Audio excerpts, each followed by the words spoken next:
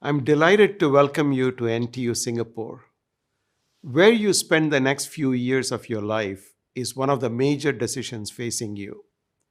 So, my one piece of heartfelt advice: choose the university that offers the best fit for you.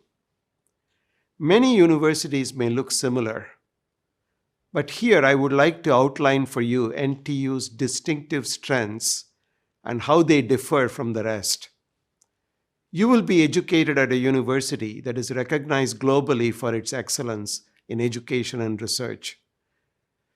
Recent rankings place NTU 13th among universities in the world, and for the seventh consecutive year, first among the world's young universities that are under 50 years of age.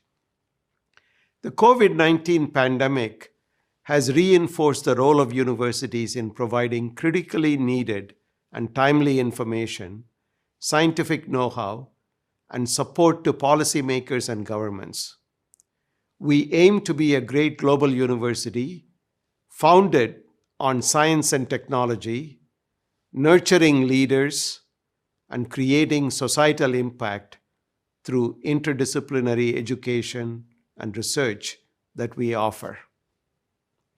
To accomplish this goal, we launched an important initiative, our 5-year strategic plan, NTU 2025, earlier this year in January. The NTU 2025 strategy, or simply NTU 2025, is the culmination of a year-long effort to shape the university's growth as well as its national and global impact. NTU 2025 will establish specific pathways and initiatives to strengthen NTU's 4 core pillars: education, research, innovation, and community. Educating and training the next generation of thinkers, innovators, leaders, and lifelong learners is central to our mission.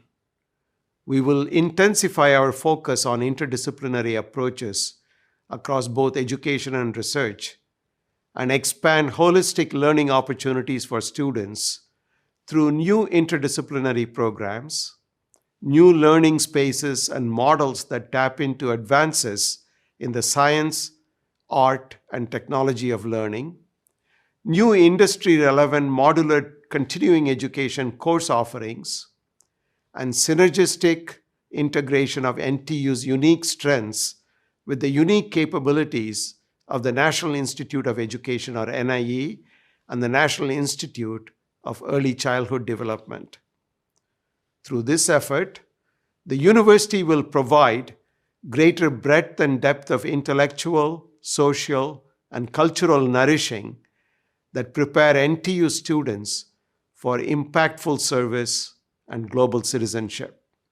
Set to nurture leaders with character, competence, and cognitive agility, a carefully designed interdisciplinary core curriculum will be launched later this year to emphasize digital literacy, teamwork, communication skills, and experiential learning. We will equip NTU students with the skills and knowledge necessary to thrive in rapidly changing work and living environments, to be future-ready graduates. Looking beyond grades by offering a range of programs outside of the classroom that provide experiential learning and unique learning opportunities to maximize learning outcomes for our students. Research and education activities will be integrated more closely, giving students increased opportunities to engage in research and creative work in their undergraduate journey. As a leading provider of continuing education, we will help students navigate through the dynamic changes in the workplace and develop a mindset that prepares them for lifelong learning, especially in the post-COVID world. We aim to share NTU's unique strengths in educational research, EdTech, science of learning, and pedagogical techniques through strategic collaborations with other institutions. I very much look forward to working together with our committed community of scholars, students, staff, and alumni to further NTU's work in the service of humanity through NTU 2025. I invite you all to participate in this extraordinary journey. Thank you.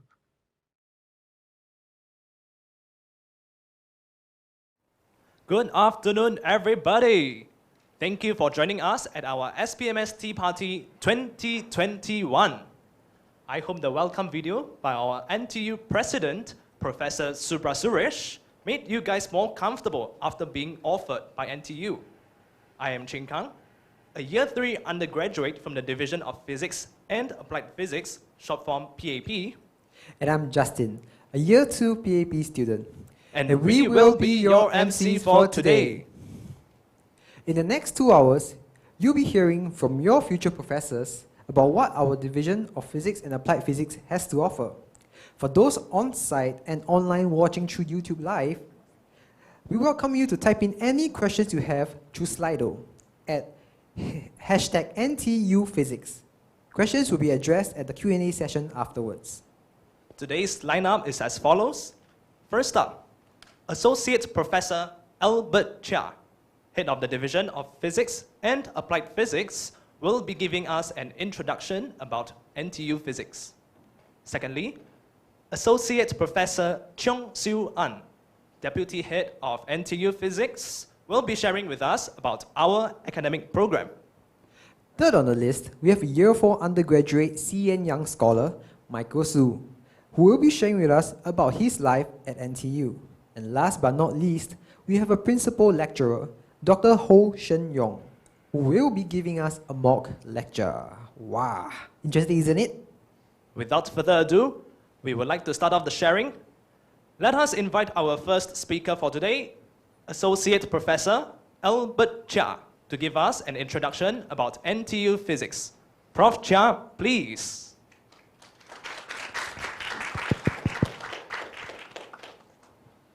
Hi, good afternoon, prospective students, parents, family members, as well as people on YouTube. I heard that there are about 30 to 40 of you. So welcome to this PAP talk. In the next 15 minutes, I will give an introduction of our division, and after which my colleague Siu An will talk about the curriculum itself.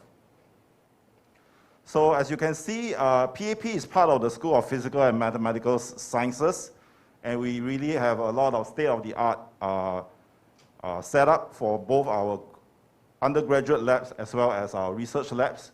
You can see here, this is a dilution fridge. It can cool samples down to millikelvin. We have a cold atom lab where by using the technique of laser cooling, we can cool samples down to nanokelvin.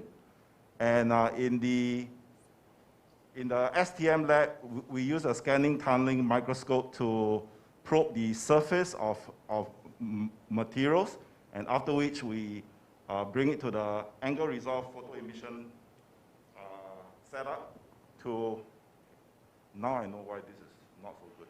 But anyway, so this is the angle resolved photoemission setup where we probe the energy and momentum dispersion of materials. Research-wise, our profs do a lot of very cool stuff, ranging from atoms, molecules, and solids, using light to manipulate materials, quantum information, biophysics, as well as complexity.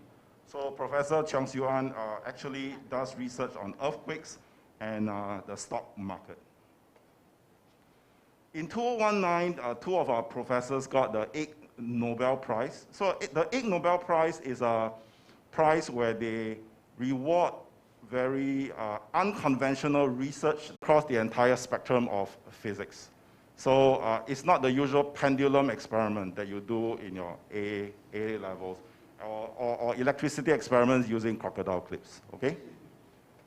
So the number one question that, in all my years of doing outreach, the number one question that prospective students and parents ask me is, what jobs can a physics graduate do besides teaching? Okay, so in the next few slides, I'm going to answer your question. So this is a survey done in 2013 to 2017 on the kinds of jobs that our PAP graduates do, ranging from engineering to R&D, research, management, software, education, government, and finance. So this does not include the 7% of our students who actually do their PhD either locally or overseas. So many of our students end up doing PhD in top universities in the US and the UK and Europe. For example, Harvard, MIT, Imperial College, Cambridge, Oxford, etc. Many of our students end up in local research institutes like A-STAR, National Cancer Center, Defense Science Lab, DSTA, and Temasek Labs. And while they were working in these institutes, the institute actually paid them a full scholarship to go overseas to do their PhD.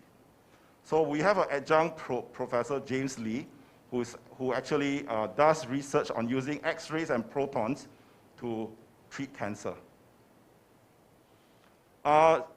Many of our graduates also work in STEM-related industries. You can see this role consists of semicon companies like Micron, Global Foundries, Flash Technologies, and Lam in America. We have students working in British Petroleum, and we have also students working, graduates working in optics company, including a solar cell company. We also have graduates working in Google, Facebook, and Apple, doing virtual reality research. So we also have graduates working in the data science industries. So Wolfram is a scientific computation company. Harfor and SOCAR, they do financial modeling. We have students going to our banks. Tessian is an email security company, while Tableau is a data visualization company. So our graduates work there also. We have a graduate who used to work in Agoda. So he uses data analytics technique to analyze or to find out why there are so many last-minute cancellations in hotel and taxi reservations. And recently, he moved to Greg to do the same kind of stuff. We also have graduates working in the finance sector, and not forgetting our teachers who teach the next generation. And these are examples of our graduates. Christina and Cheryl work in the research labs. Sheng Tao was a postdoc in Harvard, and now I think in Wall Street. Sean was working in a semiconductor firm, but now in CPF. Jin Liang is the guy who works with British Petroleum. Chen Fei in an optics startup. Erico worked in A-STAR, and then A-STAR sent him to do a PhD on an Alibaba scholarship. Chen Xin is now our lab manager. Yuan Xiang was our top student. He did his PhD in Oxford, postdoc in Harvard, came back to A-STAR to be a scientist, and now NTU is trying to get him to NTU to be a professor doing research in neuroscience. Daryl is the guy that I mentioned earlier, working in Agoda and now in Greg. And Chai Shan is our graduate who works in Tessian, that email security company that I was talking about. So a few years ago, 5 of our graduates found a job working in cybersecurity in DSTA. And from this write-up by Jin Yi, you can see that the rigorous math and physics training that they received enabled them to actually land this very, very prestigious job. And they are continuing to do very well. So I hope that in the last few slides, I've given you an idea of what our graduates actually have done and are doing right now in the real world. Thank you very much.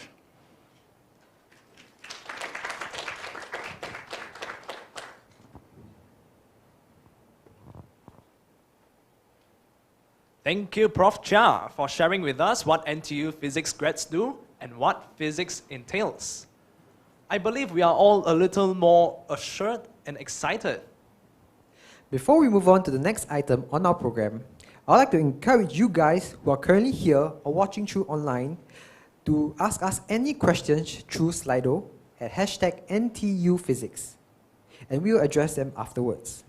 With that said, let us invite our next speaker, Deputy Head of Physics and Applied Physics, Associate Professor Chong Siu An, who will be talking about the academic program. Prof. Chong, please.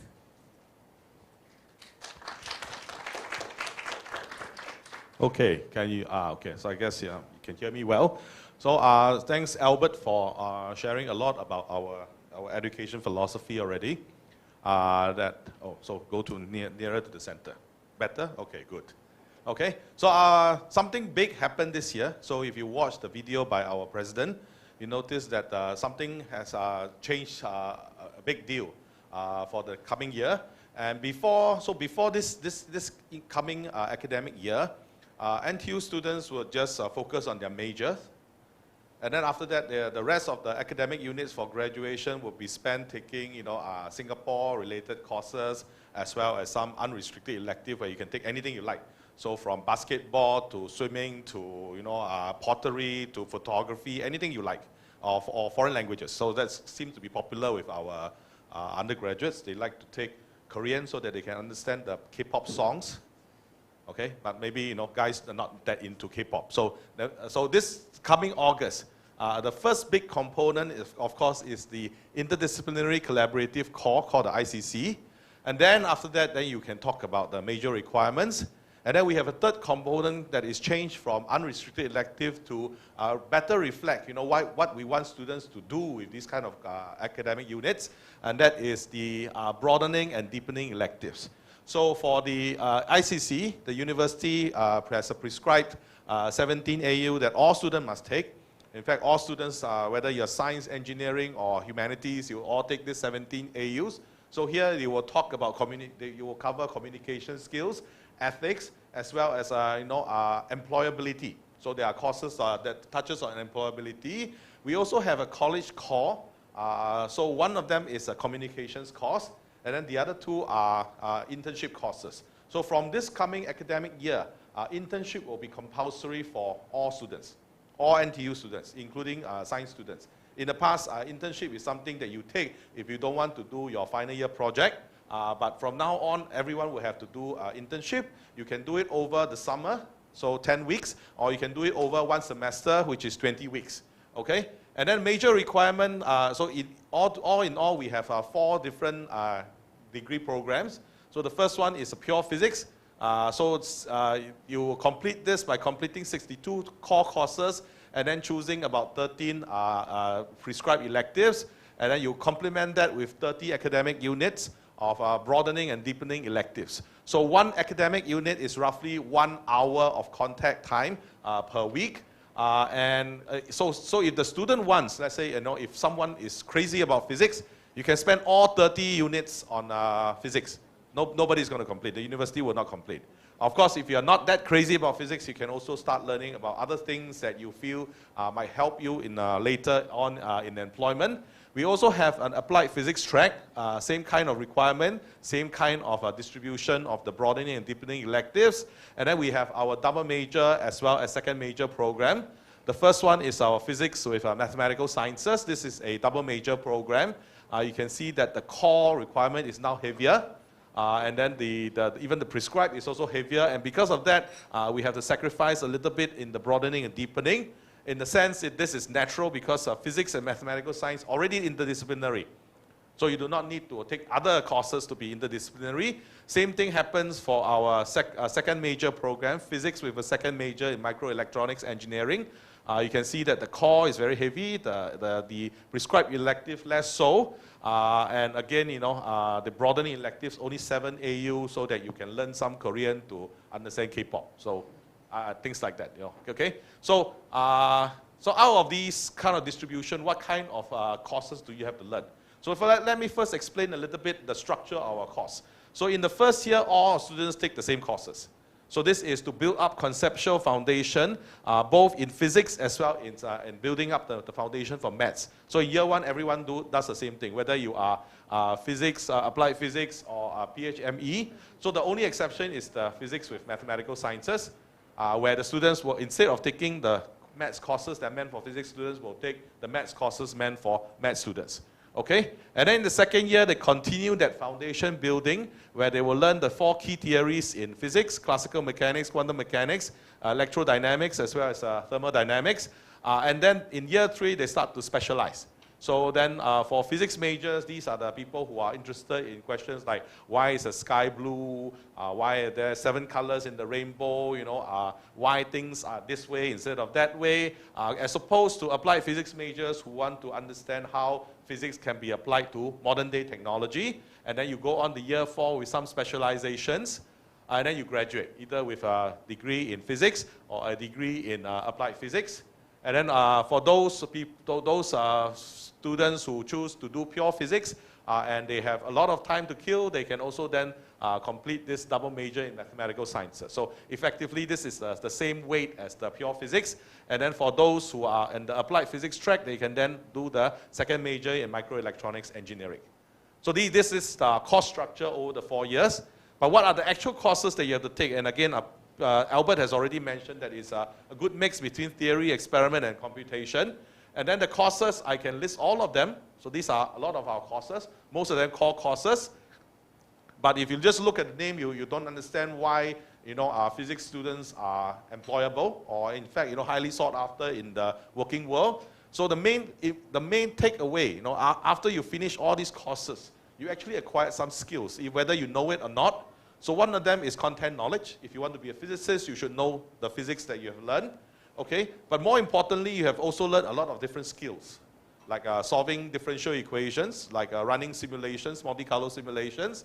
And you also learn something that is much harder to quantify, and that is you learn something called the scientific approach. That is, you know, you approach a problem in a very scientific fashion. You do not spin crazy conspiracy theories. You always, you know, ask, you know, what can we say based on the facts that and the experimental evidence that we have at any point in time. Okay? So, so this gives, you know, the physics students, graduates, a lot of versatility that is required in the working world. So, for example, you see a lot of maths here.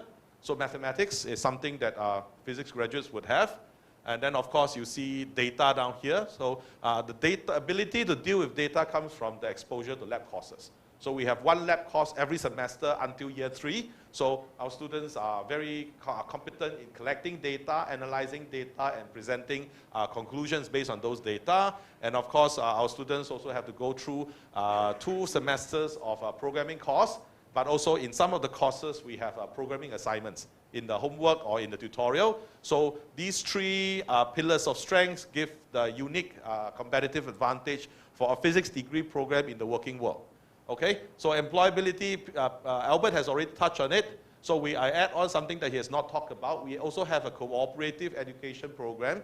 So students who want to get early exposure to working in the real world can join this program in which they will actually, so this is out of date. So there is starting second year, they will spend a lot of time with a particular company to help the company solve its problems and then come back and eventually graduate after doing an industry final year project with the company and then directly be hired by the company. Okay, so we have, of course, the compulsory internship. So you can either choose to do the 10-week version or the 20-week version, and then you can also opt for an industry final year project. So this will be in collaboration with industry. So depending on what your interest is, there are a lot of corporate labs and R&D labs who are interested to engage physics students to do this kind of final year project. And then, of course, this Albert has talked about before, but Albert didn't show this. So this is the kind of salary that physics graduates can expect after graduating. Of course, you know, the thing here is that sometimes the mean as well as the median may be a bit misleading, but then you can look at the 25th percentile and the 75th percentile, and you see that these are, you know, these are decent, respectable salaries. You never have to eat peanuts all day long if you do physics. You earn a respectable wage, and you can, you know, start planning for a home and maybe getting married and having kids with your significant other after graduation. I mean, you need a few years, but that can be done. Okay, so let me then talk on the aspect of a physics undergraduate education that we feel adds the most value to our graduates, and that's undergraduate research. So if you go around to the other universities in Singapore, or even the other universities in Asia, you find that undergraduates think only of studying. I come in, I take courses, I finish the course, I finish the exam, and then I graduate. Okay? Except at the University of Tokyo, you study for 3 years, and then 1 whole year you'll be in a research lab. So that's their final year project. Okay, so which is why final year projects are called final year project. But before that, the Japanese students were never done any research before, so they learn only in the 4th year. But we encourage our students to start undergraduate research early.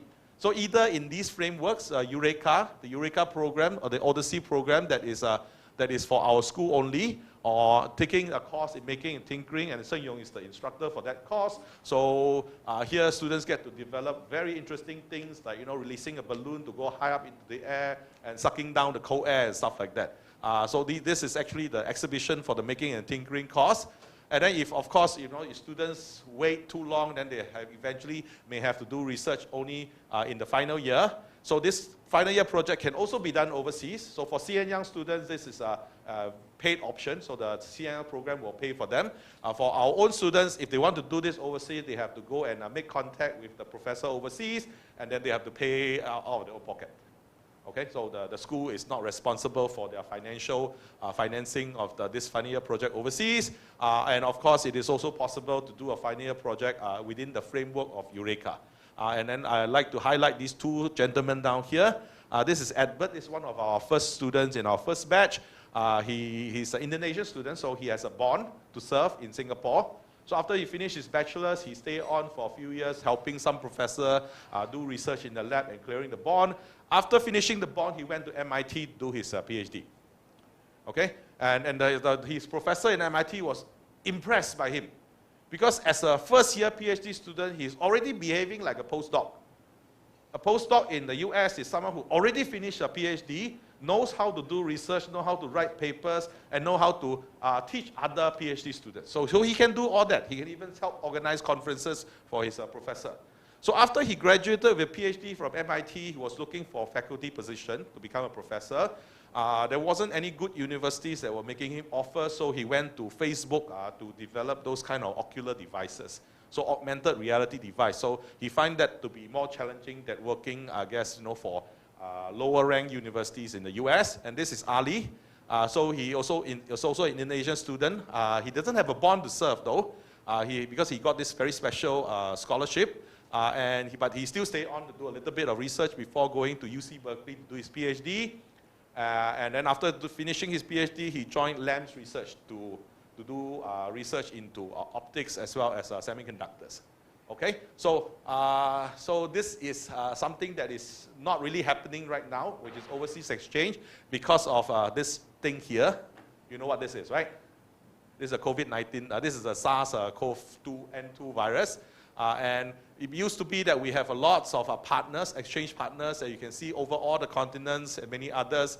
But now I think we just have to wait until the COVID situation is over everywhere in the world before we can send students out and the students can come back in. So that's all I have to share for today. Thank you. Thank you, Prof. Chong, for sharing the academic program with us. I believe applicants who are offered now have a better understanding of the physics and applied physics program.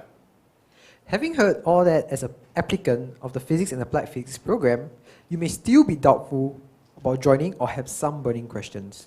As per Newton's first law, an object will not change its motion unless a force acts on it.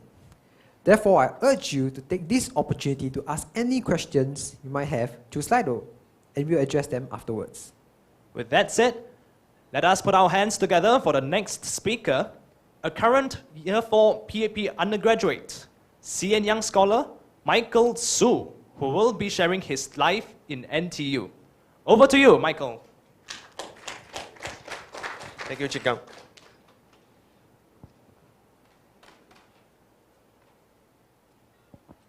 So hi everyone, my name is Michael. I'm a current year 4 undergraduate and I'm about to graduate.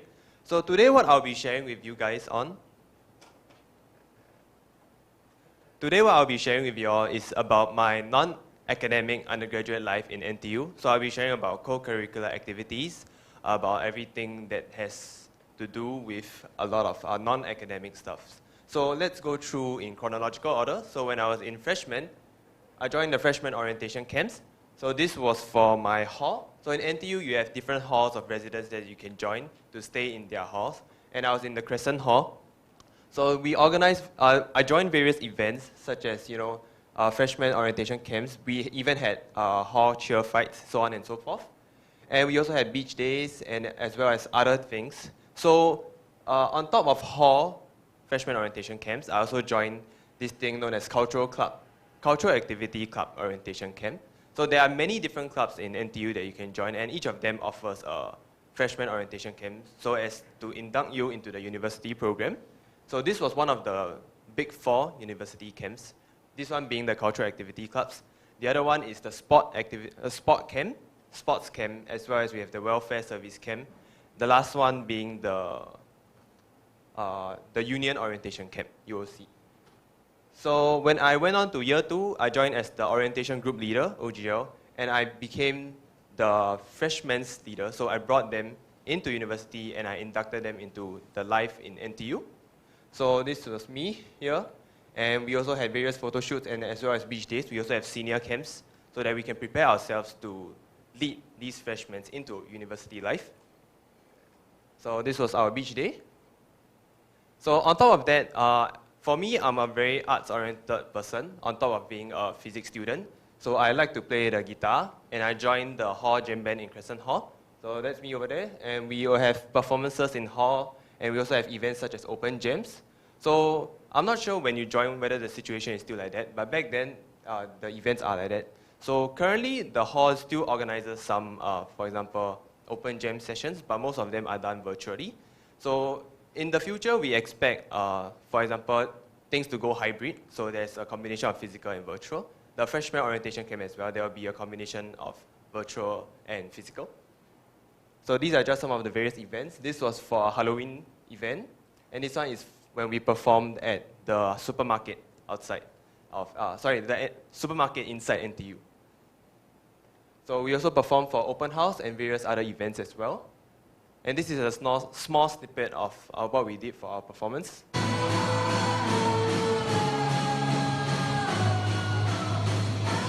So I sincerely hope that everyone can enjoy life in NTU as per what I did.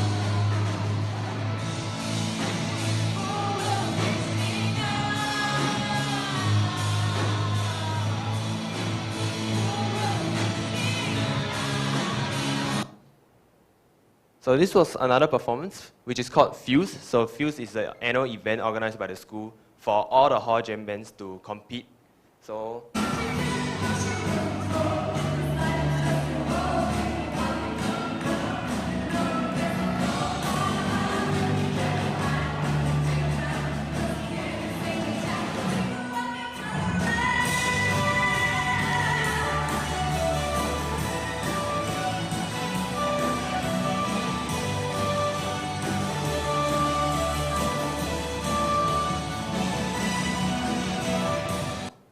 right, so that was the song Take Heart by Sam Willows, which we performed for Fuse. So my personal motto is that we want to study hard, but we also want to play hard as well. So I encourage everyone to also join many various activities that NTU has to offer. So on top of that, I also went to join the dance clubs in NTU, being the Soul Funky Pop and Lock. And we performed for events such as the freshman welcome ceremony, and there was an inter-dance club sharing session as well. So as you can see, the dance club is also a very wholesome community. In fact, I feel that all the clubs in NTU is a very wholesome community, and I encourage everyone to just join as many things as you can and to try out all the things that they have to offer. So you see, it's quite fun. We also dressed up as Mario, Luigi, and Wario as well for our performance known as Joint Dance Concert, where all the dance clubs come together to perform. And this is a sneak peek of how it looks like.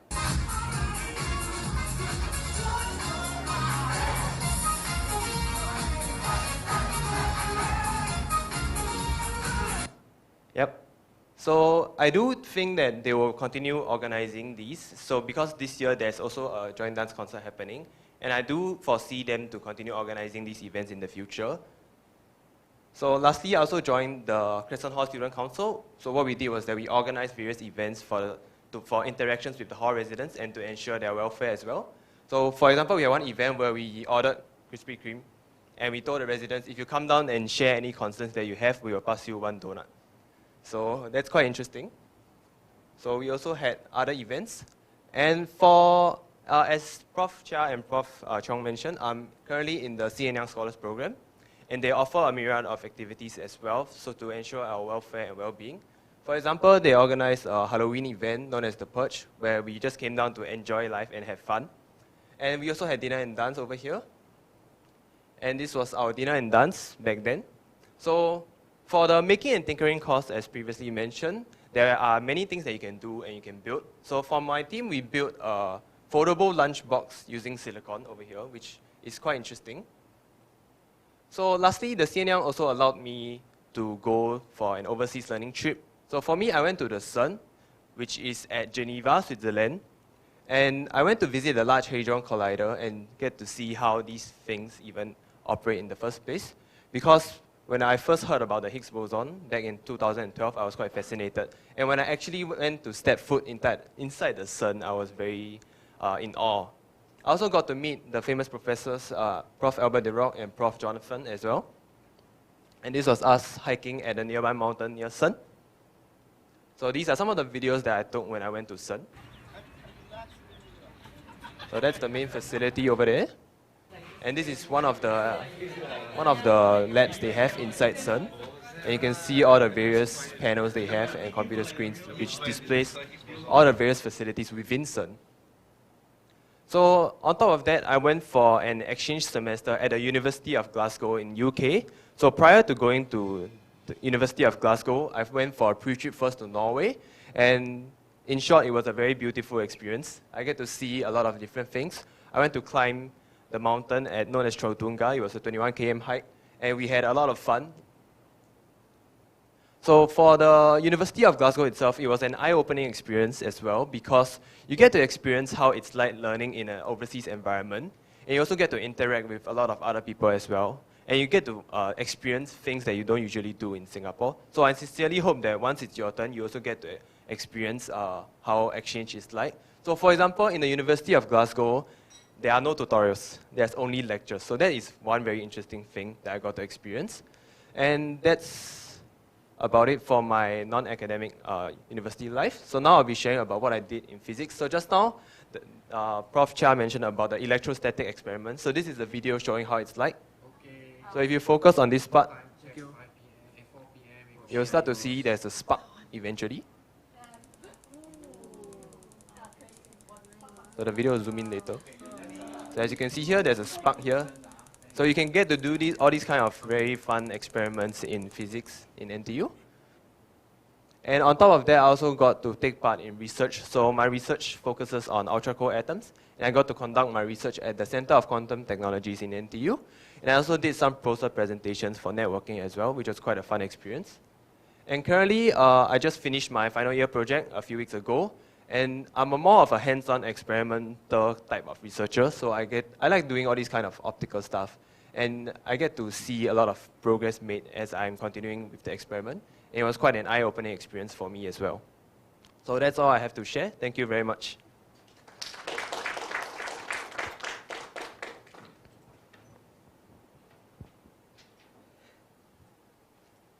Thank you, Michael, on your sharing on your university life and your personal experience as an NTU undergraduate. Michael had briefly shared about his life in SPMS, and I too would like to mention about mine. As you know, some of you might know, unrestricted electives allows you to take a variety of sports modules conducted by NIE as well. I myself took one which was Intro to Hip Hop. It was a very fun experience for me, and I highly encourage you guys to try out. Being in the university is not all about studying. Guests on site and online, do not forget to upload any questions you have on Slido, #NTU Physics, and we will address them during the Q&A session afterwards. Next, Having heard that from our current student, I think it's indeed best to experience it ourselves, isn't it? Our very own principal lecturer, Dr. Ho Shen Yong, will now present us with a mock lecture. Let us welcome Dr. Ho.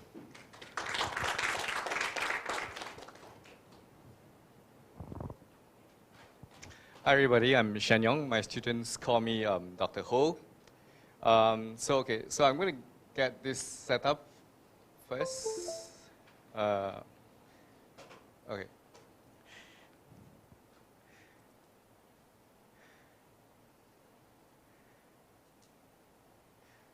Okay, so I'm going to talk a little about maths and physics and equations. Okay, so the title of the talk is Fantastic Laws of Our Physical World and How to Use Them. Okay, so you've gone through the Singapore education system, you've gone through exams, you've seen lots of equations, but very often you don't think too deeply into these things. Okay, but if you probe a little bit more, you find that actually there's a lot of interesting things, okay, no short of being mysterious and magical in them. And I'm going to show you how what you learned in physics will actually cut across a lot of different other areas. So also to address the question that with a physics degree, what are the other types of things you could do? So you probably can imagine as I go along. Okay. But to get you involved in this whole lesson, okay, I will need you to take out your mobile phones or your laptop, whatever you prefer, and just log in. Okay, we can't have everyone being David Beckham, so you can just write A, B, C. You don't need to put your real email address. No, you just need to click start, just fill in the form, and this is the session ID. And I've posted one question. Okay, just to start, just to get things going. That is just to see where you are all coming from. Okay, we have a map of Singapore.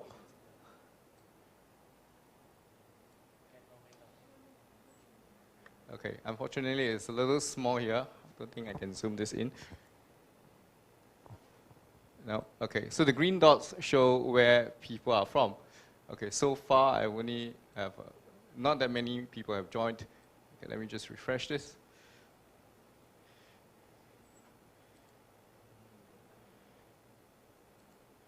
Okay, so we have people well distributed, okay, over Singapore, okay, who are with us in this. Okay.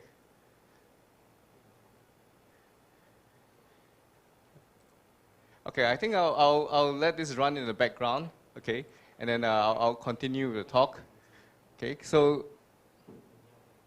one of the things that we like to have in lessons is to have interactions with students, okay, so that we know how you're thinking as we proceed with our lessons. Okay, so this thing that I'm using is called Learning Catalytics.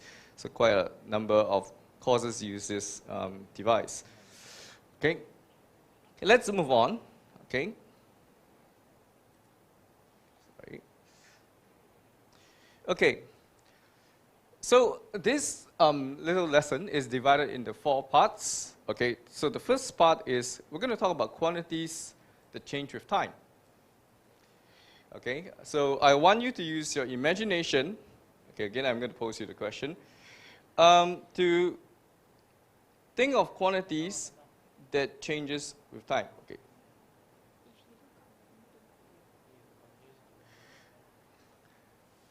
So use your imagination. If you have more than one answer, you can separate them with a comma. Okay. And think of some quantities that changes with time. Okay. So of course, some obvious examples would be your height, your weight, the brightness of the room, temperature, and so on.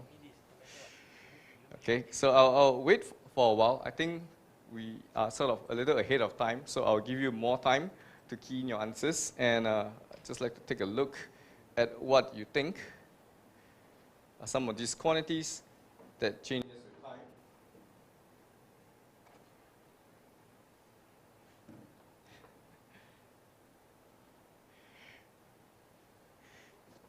Okay, I had an earlier session with some of the students, and I think I inspired some of the answers. Okay. Okay. So you can think of physical quantities. Okay, so some examples include temperature, humidity, okay, position, and so on. Okay, of course now,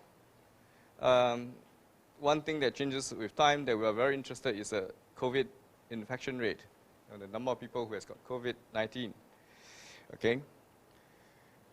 So let's have some quick lessons in maths. Okay, so you're probably all familiar with this, even for the guys who have just come up from NS. I think you're still okay with this. Still in NS. Okay. But you're okay, right? When you need to charge up a hill, you know the gradient of the hill, right? Okay.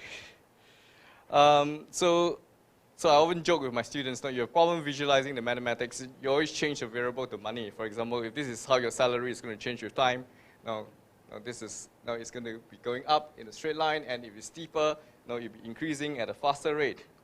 But of course, life is not about straight lines. Very often you see curves. Okay, so what do you do when you have curves? Okay, if you recall from what you learned in your maths, you just take a tangent line and you get the instantaneous rate of change, right? So it's probably better if your salary changes this way, okay? It started slow, but it increases, okay, in this case, in exponential rate. Okay? So, now this is dx dt. Okay, so if someone tells you dx dt is equals to a constant number 5, now how would the graph of x against t look like? Okay, so you may just want to imagine a little. This means it's a graph with gradient 5. Okay, so this is a graph with gradient 5. The gradient doesn't change, it stays at a consistent value, so it's a straight line. Okay, but it doesn't have to start from 0. Okay, you can start slightly above 0 at time t equals 0. And you can actually have a whole family of lines. Okay, and C can be your starting point at time t equals 0. So you have a family of solutions. So this is the simplest differential equation probably you can get. Okay? So you've probably seen it in physics, but maybe not knowing it. Okay? So here we have F equals to ma essentially. Okay, if I have two objects and I release them from rest, okay, it's very well known, okay, that both will hit the ground at the same time, regardless of mass. And you see that the mass would cancel away. And you can think of acceleration as a rate of change of velocity. And this is itself a differential equation, and if you solve it, you get this equation that you've learned, v equals u plus at. And if you differentiate it again, okay, recognizing that velocity is position or displacement, you get this other equation that you learned for your A-level physics. Okay, so this is a brief connection to make with what you learn in maths and physics. Okay, but now we just want to make things a little bit more interesting. So instead of dx dt equals to a constant number, okay, I have it multiplied by x. So when you see this, you'll think, okay, how do you solve this? Or what is the meaning of this statement? So dx dt means gradient, and it's equal to twice of the value x. So it means that if x is larger, okay, you're going to get it steeper. And if x is smaller, you're going to have it gentler. Okay, so the gradient is going to change with the value of x. Okay, and if you've done a little bit of differential equations, okay, you will probably think of this. Okay, you can look at it in the mathematical viewpoint. Now, what do you differentiate? And then you get back the same function. Okay, you can ask yourself this question. Okay, does anyone know the answer? What function do you differentiate? And you get back the same function. Just shout out the answer. Exponential function. Okay, very good. Okay, an exponential function, you see a lot of it. Okay, in different forms, in different ways, in maths and physics. Okay, so if you think more deeply into the meaning of this, okay, you will recognize that now I can say, if I ask you what is the gradient, when your value of x is 10, at this point here, you can see that now it's going to be 20. Okay, because the gradient at dxt is going to be 2 times of x. Okay? So the larger the value of x, the steeper would be the gradient. That's your exponential function. And do you see this in daily life? Okay, now I include a negative sign in front of the 2x, and you see that the graph goes the other way around. Okay, so this is exponential decay. So if you have learned nuclear physics, you've probably seen this graph, okay, that talks about exponential decay. Okay, the number of remaining radioactive nuclei that has not decayed. Okay, so it goes down, okay, quite steeply at the beginning, and then it levels off. And I'm going to teach you something that is probably not in the A-level syllabus. Do you learn capacitors? No, right? Okay, so I'm in the A-level community, so we are planning to put this back into the A-level syllabus. Okay, so let me just try teaching you in 2 minutes to see whether you can understand something about capacitor. So a capacitor essentially is a device, with 2 pieces of metal plate. Okay, and it's separated via vacuum. So this looks like a broken open circuit.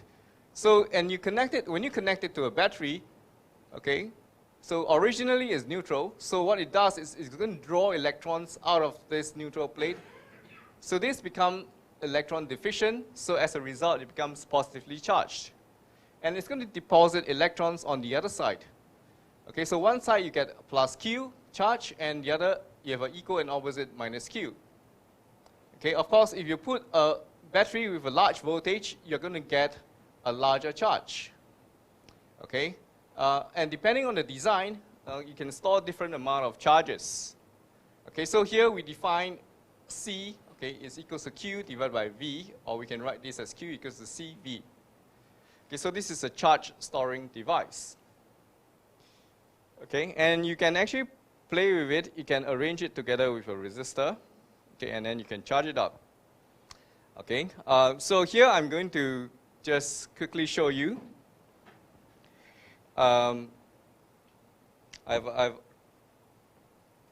little kit here. Okay, it is the circuit that has been drawn. Okay, but it's done real life. It's okay, so this cylindrical thing that you see here is the capacitor. Okay, so I'm just going to quickly charge it up.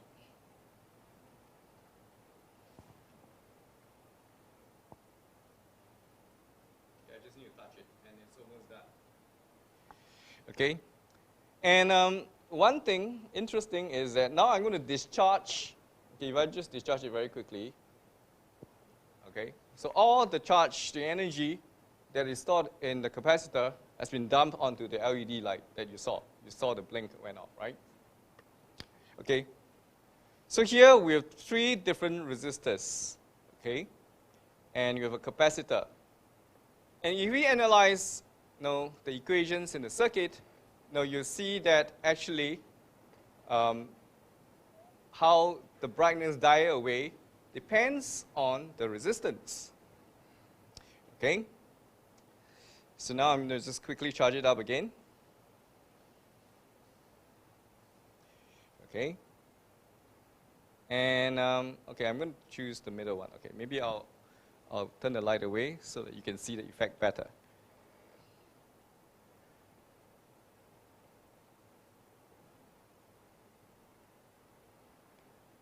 So do you see the light dying away? It actually follows the exponential graph. Okay, so now you experience it by seeing it. Okay, so now, okay, I'm not so patient. I want it to die away very quickly.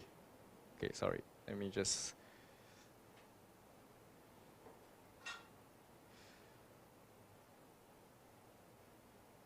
Okay, it's also an exponential decay.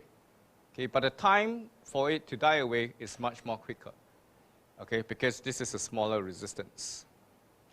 Okay, so you feel free to come to the front later to take a look.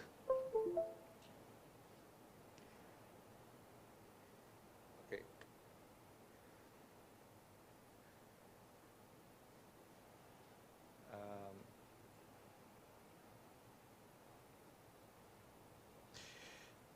Okay, so just now this was the circuit that you saw. Okay, when I close the switch, okay, there's a resistor, there's a capacitor, okay, and it follows this differential equation. And this is how the current is going to change across the LED light.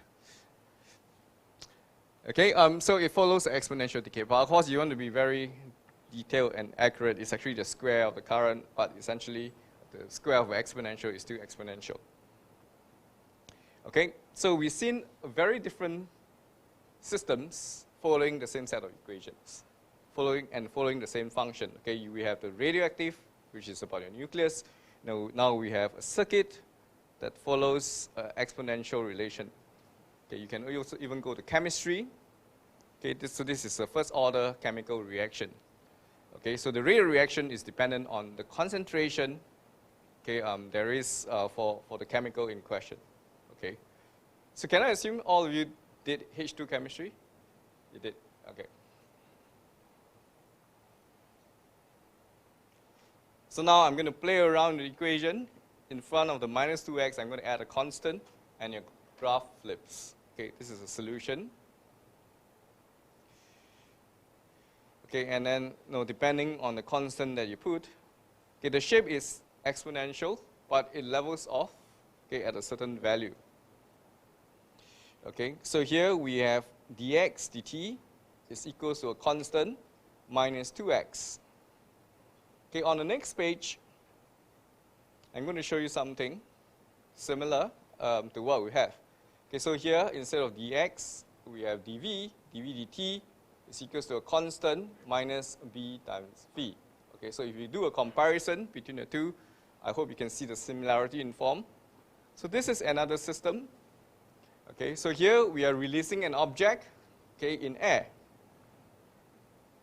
Okay, and there is air resistance. And this air resistance is proportional to the velocity. Okay, this is a small object. So the faster you move, the larger will be the air resistance. Okay, so you see the B times V. So B carries the properties of the surrounding fluid, okay, or air in this case, and the shape of the object. Okay, so we have mg minus bv. And if you solve the differential equation, okay, this is how it's going to look. Okay, and of course, if you want to be very, very precise, if you have larger object, okay, the air resistance is proportional to v squared instead of v, and you get a slightly different graph. Okay, this dotted line here, okay, shows you when you have no air resistance, it's just going to fall, at 9.81 meters per second square, okay, with that acceleration. Okay, so just now there was mention of computer simulation. Okay, so you can study. Okay, this is falling through a fluid, two slightly different shapes. How it's going to fall through a column of viscous liquid. So you do that. I think it's one of the experiments in the year 1 physics lab. You do it with the actual object. Okay. So now, just for fun, okay, I'm going to show you a little video clip. And I'm going to ask your opinion on this. How many of you have watched, how many of you are James Bond fan? Raise your hand. Do you know who's James Bond? No. Okay. Yeah. James Bond is, okay, there's one more movie coming out this year. Okay, keep a lookout for it. Okay, so this is a scene. Okay, let me just pull this over. Okay, this is a scene that is taken from the movie Golden Eye. Okay, this is 1995. I watched it just after I finished my degree. And as I was watching the movie, I'm thinking. Okay, I hope you also be thinking as you watch.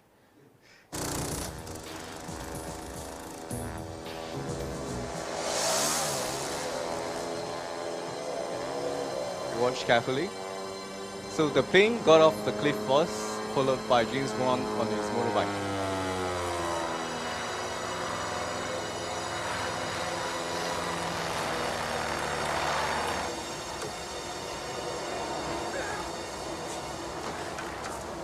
And he got it.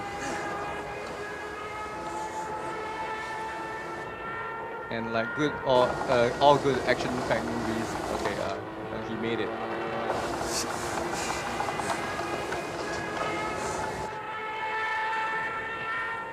Okay, so this is falling through air, not a vacuum. Okay.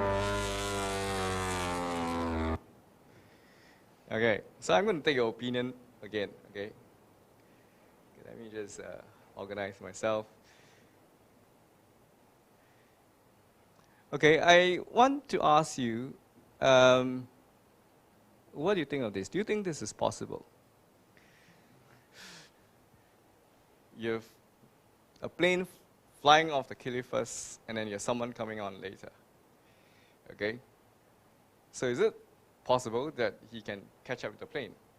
Or do you think it's possible because he's James Bond? Okay? So I've just delivered the question to your mobile phone. I just want to hear your opinion. So this is an open-ended question, so you can just say whatever you want.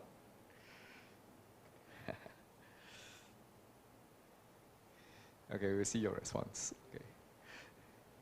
Okay, so I assume that after you graduate, you can do this too. Okay.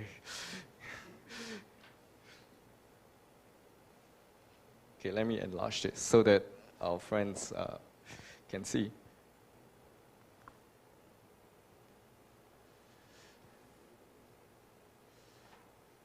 What do you think?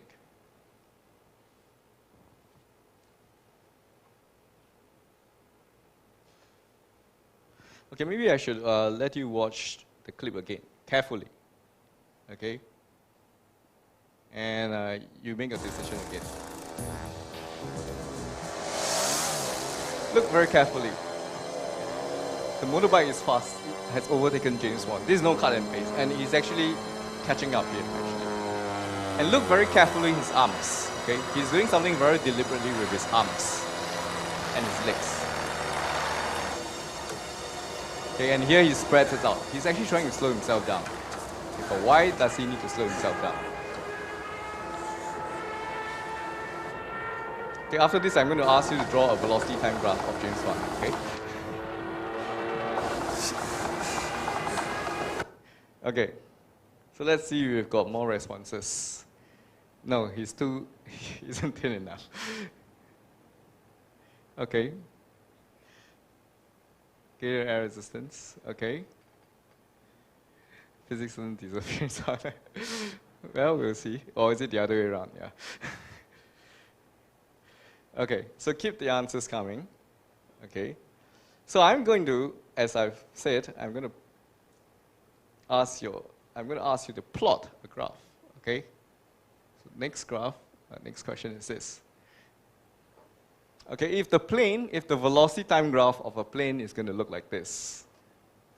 Okay, and if indeed what is happening in the movie is real, how must it take place? Okay, so this is Saturday, we're watching a movie. Okay, we're just doing it for fun. Don't feel stressed if you do not know the answer. Okay? So we're just doing this for fun, huh? So there is actually a feature that allows you to use your finger to draw a graph. Okay, but I'll hide this for a while, and I'll see your answers, okay, in a second. Okay. Okay, I'll plot it. I'll play this maybe. Maybe I should do it slow-mo. Okay, if you want to.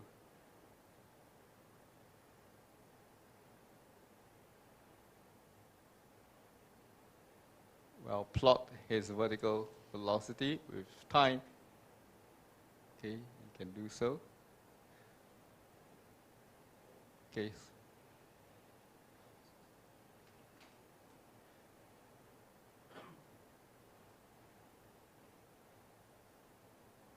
Okay. Okay, let's see. We have a few graphs coming in.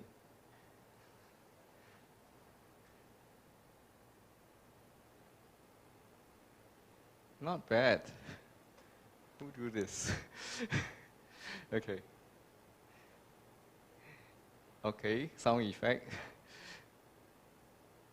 Okay, you captured some features of the graph. Okay. So I'll wait for 30 more seconds for more answers to come in.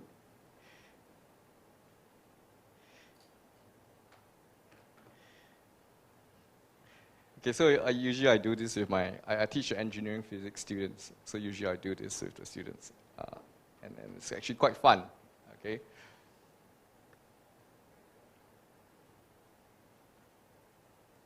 Okay, I think people are shy. There's actually I see one sort of correct answer among two correct answers. Okay, let's see. So this graph captured this feature. Okay, he actually gotten off the cliff slightly later, so he has to start later. So it's captured in this response. Okay, so this second individual also got it. So if you start from 0, you probably need to shift your graph a little because he got off the cliff a little after the plane. Okay, so this one of the sound effect. Okay. So if you start later and someone's in front of you, to catch up with the person in front of you, you must be faster than the one in front. So at some point, you will have to move faster than the plane. Okay? So I think the features here, okay, so this feature is correct. Okay, you're faster than the plane. You're faster than the plane. At some point, you're faster than the plane. Okay, but you started at the same time, so this one you should shift it a little. Okay, this one you overtook the plane, yes. So one thing about this graph is the velocity came down again. You need to, because you do not want to be faster than the plane and then you overtake the plane and you hit the base of the cliff before the plane, right? So if you notice, James Wan did really apply physics, or whoever choreographed it applied physics. He spread out his arms. He changed his air resistance. He increased it so that it came down together so that he's traveling side by side at the same speed with the plane. Okay, and then he gotten into the plane. Okay, so this is the correct answer. So who gave this answer? Raise your hand, don't be shy. Well done. Okay, okay, I'll give you a present later. Okay. Okay. Okay, so this is the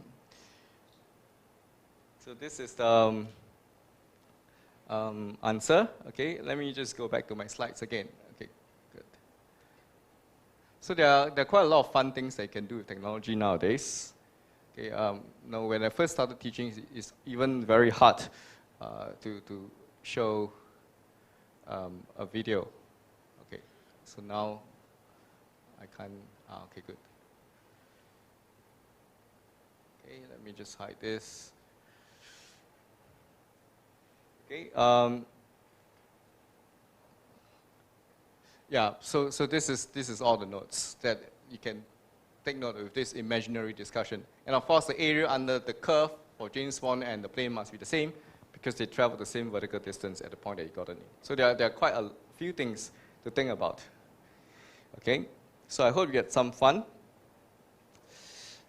So you see, stretching the applications of physics, you can even bring it to the movies, okay, if you want to. You may find it distracting, it's fine. My wife doesn't like to watch movie with me because I keep talking about the physics, okay. So here we have just a few examples, of just the differential equation that you saw and the variety of situations that you can apply it to, okay. So you have mechanics, you have thermal, you have circuits, you have reactive decay, you have biological systems, and you have chemical reaction. Okay, so a very simple message in case you are a little overwhelmed by what we have. You see more curves in university physics, okay, but you often find common underlying principles. So that's a very important thing when you learn physics. You need to be honest with yourself. It's not just for the exam. You need to go down, get to the bottom of it, and you can apply it in a variety of situations, okay? It's highly transferable. Okay, so here, I was just randomly Googling on the internet, and then I found this paper talking about flattening the curve for COVID-19, and you see the differential equation. Okay, I hope you feel a little bit more comfortable than maybe half an hour ago when you see a differential equation, and this is a paper. You can start reading a paper. Okay, if you start thinking, you see there's ds dt, and then there's the s there. Okay, something you know. Okay, but the complicated thing is now there's a di dt. I also changes with time. Okay, but with a bit of imagination, you probably can go through this paper that was published, okay, just very recently. And you're asking, is this a physics paper? No, this is not a physics paper. Okay, this is about COVID-19. Okay?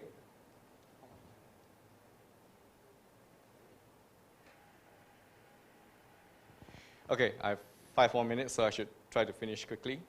So we talk about quantities that varies in space, okay, in time, and then you also have in space. Okay, so this is, now you have a radiation that's on a material, okay, and you see that the thicker the material you have, the less will go through. And it follows, again, an exponential graph. Okay, so you need a lot of this in medical physics, this, and radiation protection. Okay, and also, okay, this is going beyond 1 dimension. This is going to 2 dimensions. You have 1 dimension of time, but you have 3 dimensions of space. Okay, so just now the attenuation example I gave was 1 dimension in space. Okay, this is 2 dimensions in space, and this is height. Okay, against position. So if you look at this, okay, I won't do this on learning catalytics, okay, because it'll take some time. So if you look at this, are you able to tell where is it steeper? Okay, this is actually up on Himalayas, okay, Mount Everest. Okay, so if you look at here, at point B, no, you just move a little bit and you drop by 100 meters, okay, in this contour plot. But here you move over a larger distance before you drop by 100 meters. Okay, so here is more gentle and here is steeper. Okay, you learn a lot of this 3D, okay, this 2D visualization, okay, in physics. Okay, so you have temperature and velocity variation in space. Okay, so this is 3D space. And at some point, as a student, you see this inverted triangle. And you see all this inverted triangle over the place. Okay, this is the derivative in 3D space. Okay, so yeah, studying something that varies in 3-dimensional space. You have things that also varies with time and with space. Okay, a very classic example is electromagnetic radiation. Okay, so if you have a charge, and if I jiggle the charge, okay, it's a changing electric field, and you produce a changing magnetic field. And a changing magnetic field gives you a changing electric field, it gives you a changing magnetic field, and so on. And you get your electromagnetic radiation. Okay, you have one of these little thing in your mobile phone, in the antenna, that sends out this signal. And it travels at the speed of light 3 times 10 to the power 8 meters per second. So it means that in 1 second, it's gone around the Earth 7 to 8 times. This is how fast it is. Okay? So this is useful because large part of our lives is related to electromagnetic radiation. And now if you study the light from a gas, a hot gas, you see that it actually gives off specific colors. Okay, it's like almost like a barcode for this gas. In this case, it's hydrogen. So you can collect gases from faraway places.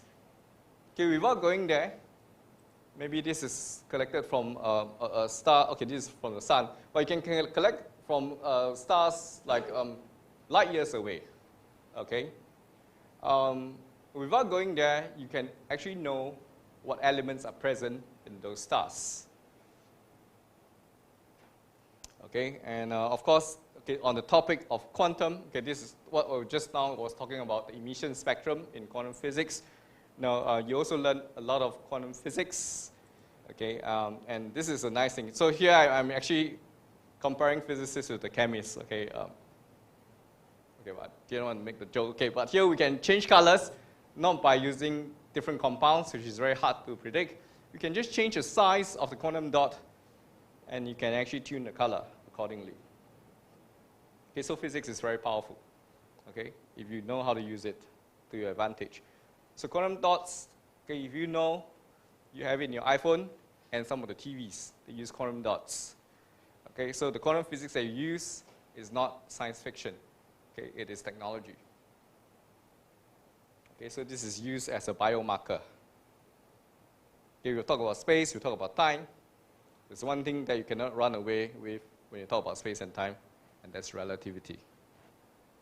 Okay, and this is one of the most amazing things about humanity. I mean, No, we just started with not we, okay, just Einstein. Okay, he started with two postulates, two simple rules.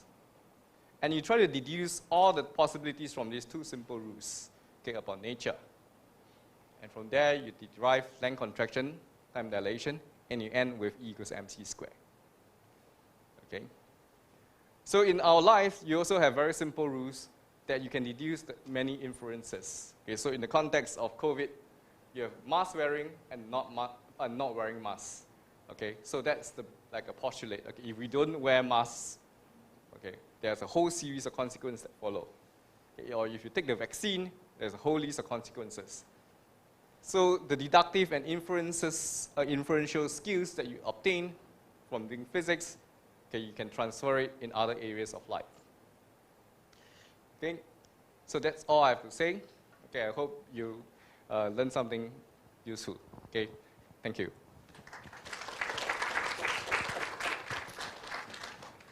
Thank you, Dr. Ho, for the mock lecture. I remember my very first lecture experience as a freshman. Dr. Ho always has magic tricks up his sleeve.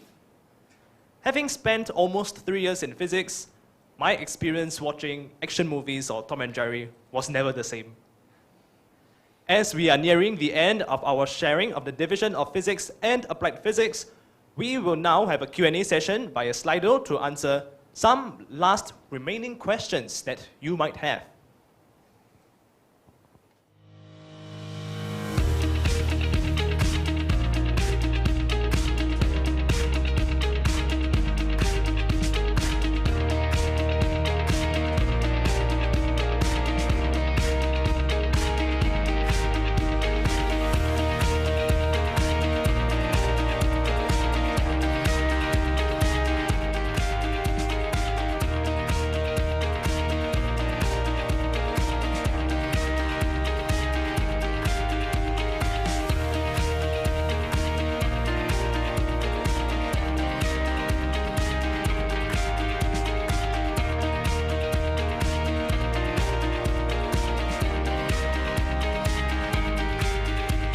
Differences between applied physics, physics, and engineering.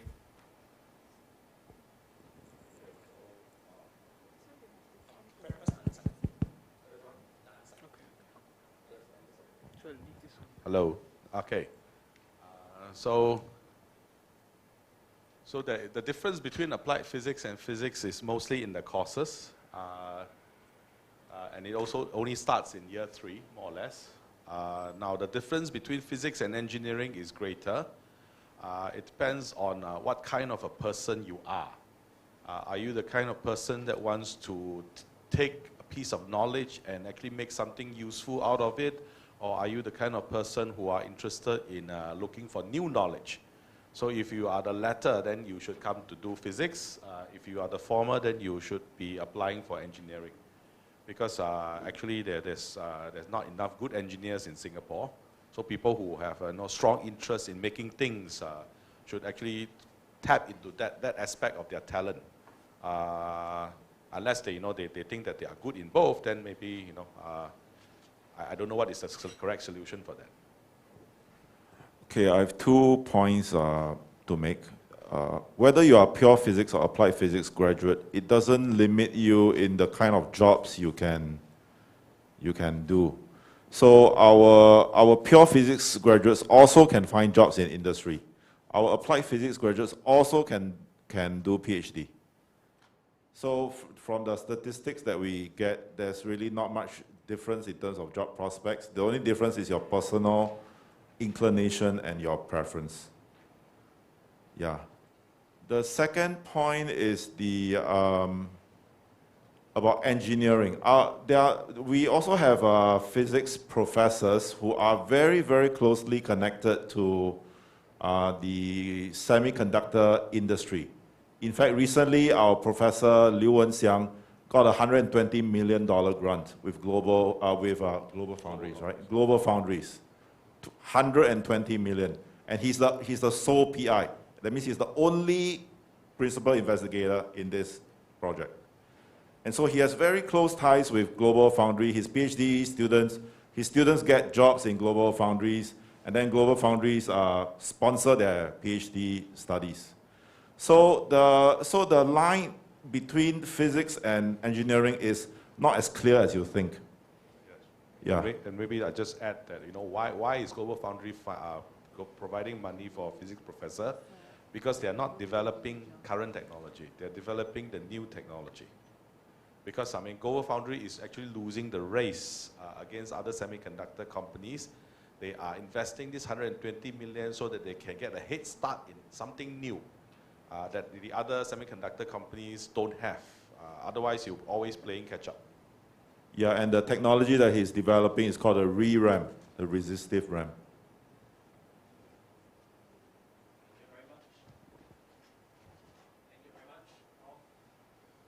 Thank you very much, Prof. Chia and Prof. Cheong.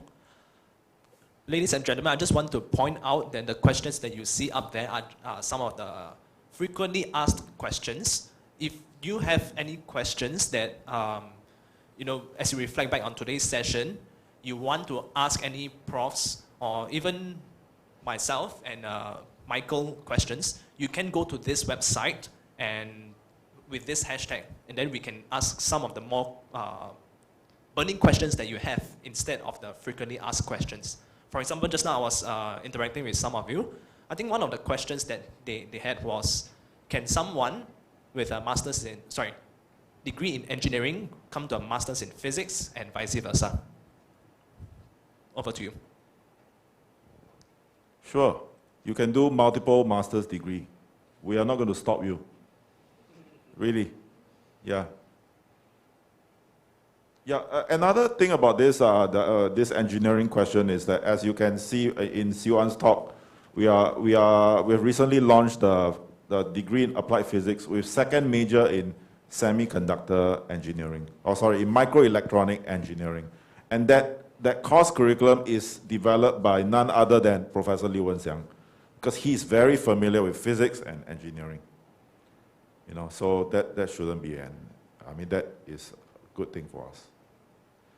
If they want to ask questions, they must put on Slido, or they can just voice the question here. To ask the questions directly as well. Yeah, if you have any questions from the audience here, you can just ask. You don't have to type it down on Slido. Justin, there's another question. Oh, okay. What are the advantages of taking a double major program or a program with second major? I believe I saw physics, because that thing is blocking around. Okay, second major rather than just a single physics degree.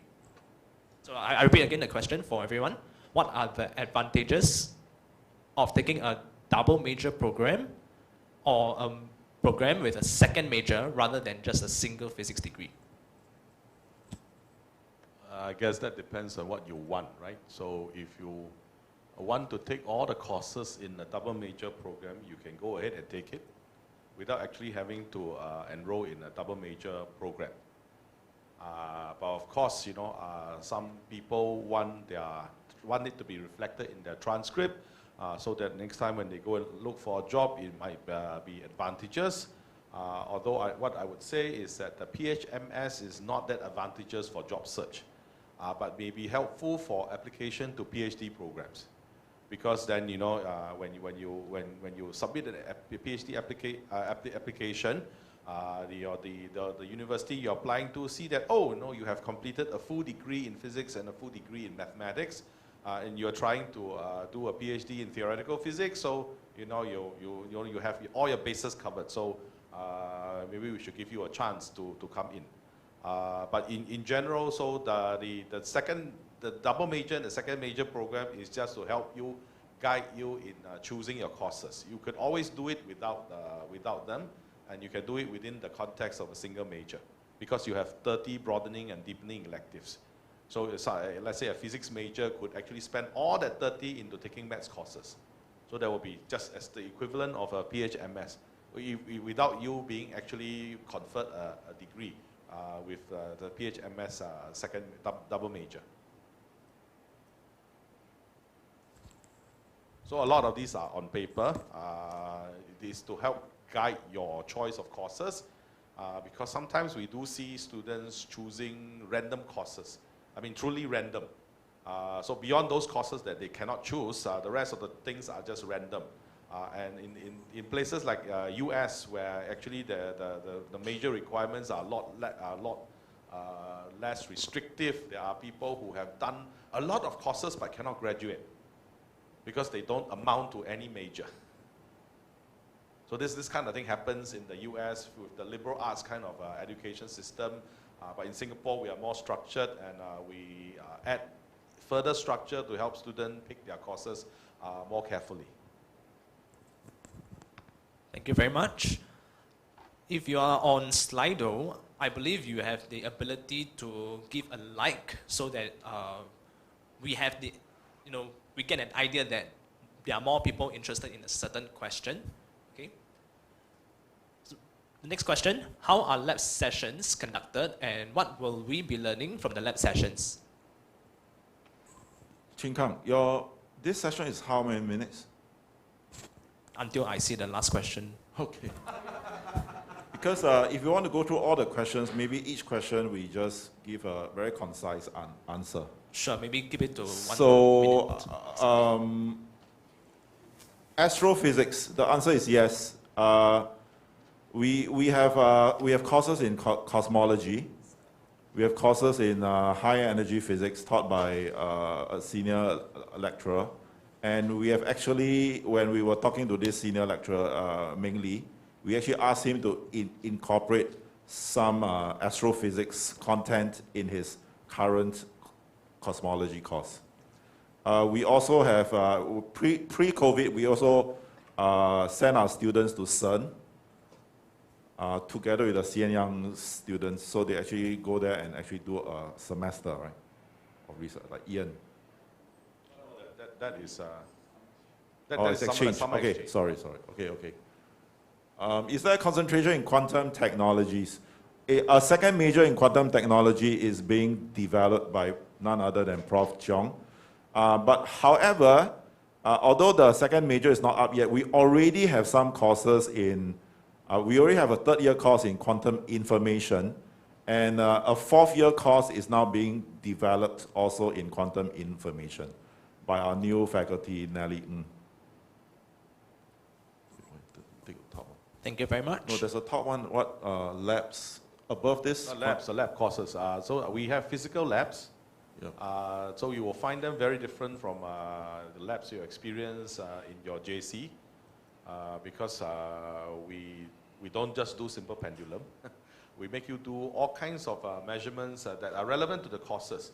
So for example, in the first year lab, while you are taking year 1 mechanics, you will actually learn, you will actually do an experiment to test the principle of conservation of linear momentum. So you will have 2 little sliders on an air track.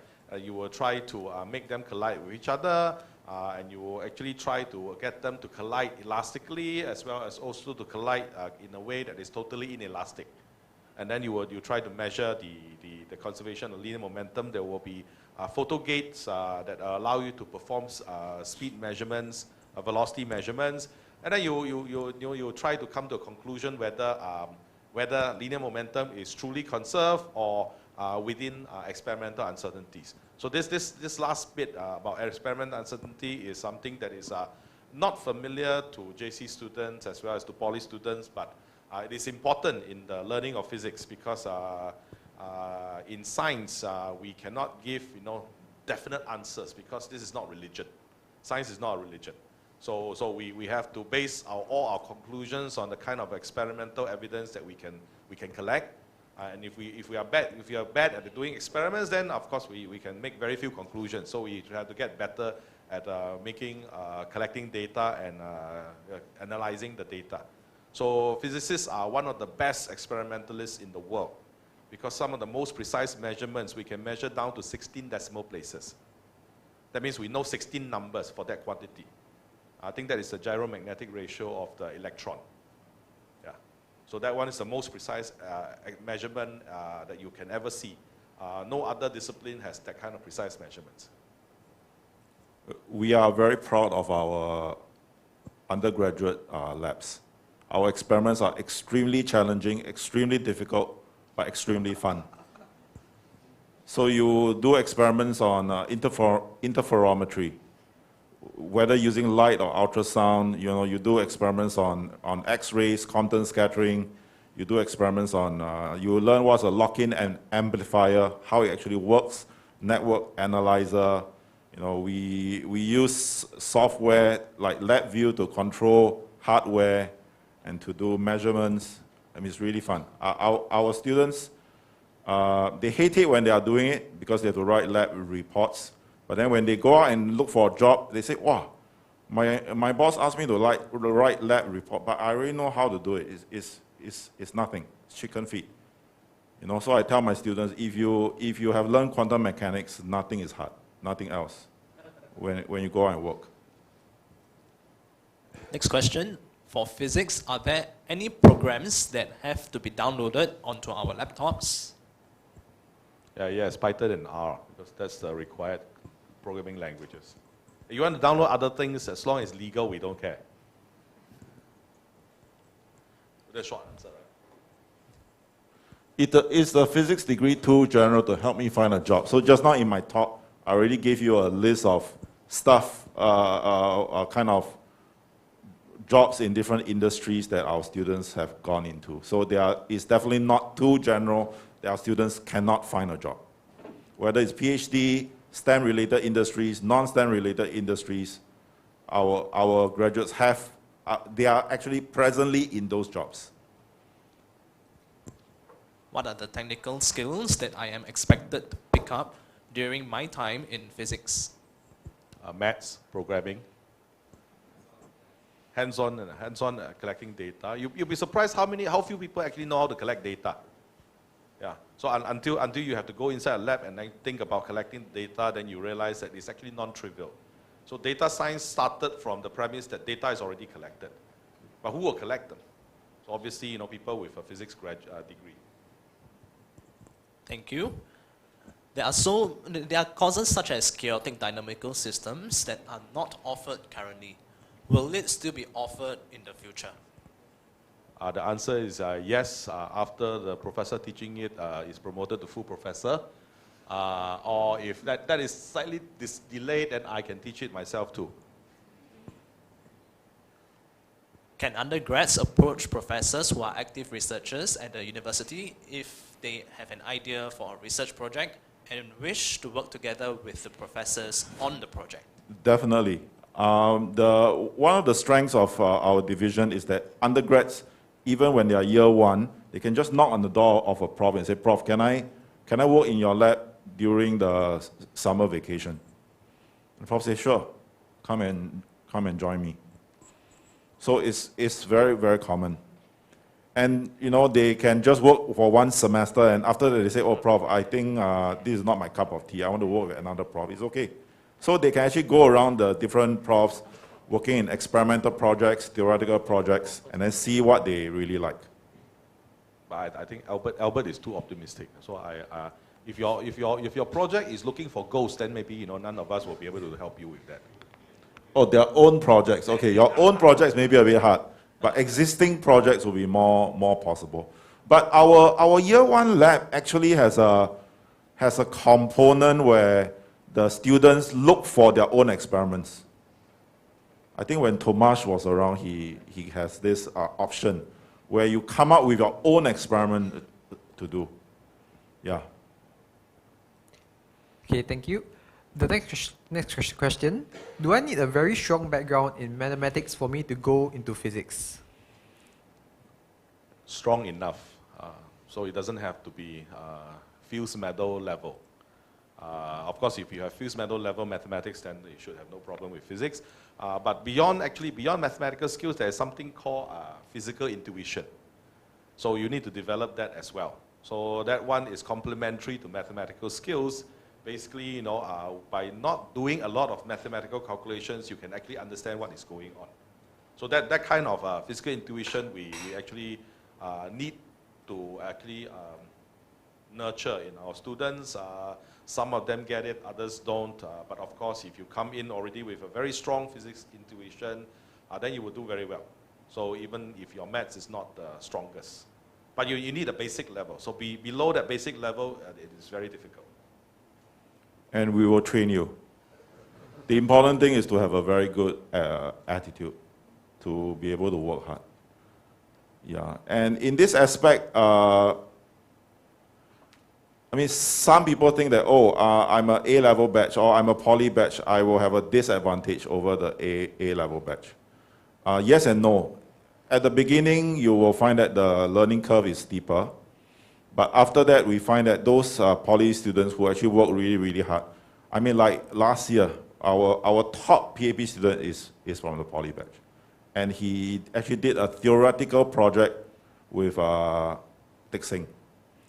Yeah, and he got the Lee Kuan Yew Gold Medal. His diploma is in communications.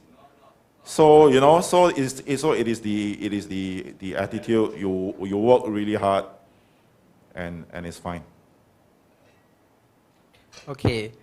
Does the nuclear physics course discuss in-depth plasma confinement for nuclear fusion? In the present curriculum, no. But we are actually looking to expand this the offerings in nuclear physics. So in future, we might have a course on that touch on maybe just nuclear reactor design and stuff like that. We don't know yet. Separate course. Separate course, yeah, most likely, yes. Okay. What areas are NTU physics research specialized in? So just now the slide I showed you, right? There's one slide. Of course, I went through it in like 6 seconds.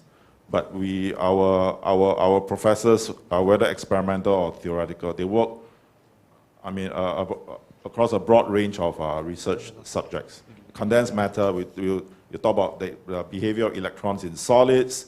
You talk about light matter in interaction, how light interacts with matter when you shine light on a material. Do you just probe it or you control it? With quantum information, quantum computation, biophysics, DNA structure, and the biophysics prof recently, he was on Straits Times. He found a chemical that's able to severely reduce the severity of COVID. We have Prof. Cheong working on earthquakes, the stock market. We have Prof. Sam working in solar cells, how to increase the efficiency of solar cells, how to make solar cells last longer, and things like that. So I mean, I probably miss out a lot of things, but we do have profs that work in many different fields. Okay, thank you. Does the university ease in male Singaporean students after 2 years of academic inactivity? So just now, Shen Yong mentioned about the July. What's the name of that thing? Bridging course, right? Yeah. Okay, we have a 1 month, 12 lesson physics preparatory course, 3 hours per lesson. So we'll cover topics in mechanics, electricity and magnetism, and thermophysics. Yeah. There's also a maths preparatory course for the NS guys and the girls. I think the girls come along because I think after 6 months the girls are as bad as the NS guys, yeah. Maybe I can add on a bit of personal experience. So yes, after 2 years of inactivity, my brain did become quite bad. And I would say the preparatory course really helped me out a bit because first of all, it starts from the basic all over again. And it's a very good refresher course for all the guys out there. Then after that, like even during year 1, I won't say it's too intense in the sense that because as the prof mentioned earlier, it's still mostly introductory and preparation courses. So I think it's quite a good easing in process.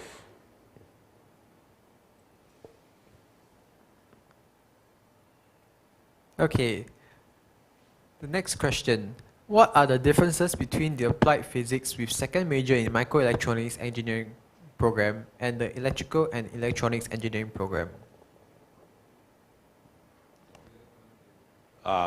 Okay, so of course from the name it sounds very similar, but the thing here is that in electrical engineering you take 1 semester of physics and then after that no more. So you only learn one semester of physics, and then the rest are electrical engineering courses. In the PHME program, you actually finish the whole applied physics degree program, and then there will be additional courses, including those from electrical engineering that are such second majors you have to take, so that they better understand, what kind of physics is needed in the microelectronics industry. And usually what happens is that these kind of students, after they graduate, they won't be joining the production line. So they won't be production line engineers. They will more likely be deployed in the research and development departments to help them, how do I say this? So you see that the thing here is that if in the engineering world, right, you cannot hope to have one technology and then you sell it for 100 years. It doesn't happen. So usually it's like, after you sell it for 3 years, you have to move on to the next technology. So the R&D department is heavily involved in this kind of planning of product life cycle. And obviously, in the product life cycle planning, you also need to incorporate new technology. For example, if let's say silicon is on its way out and then we need to bring in gallium arsenide or indium gallium arsenide as the base semiconductor material, then obviously, the electrical engineering students will be ill-prepared, but the PHME students will be well-prepared because, they've taken courses in condensed matter physics.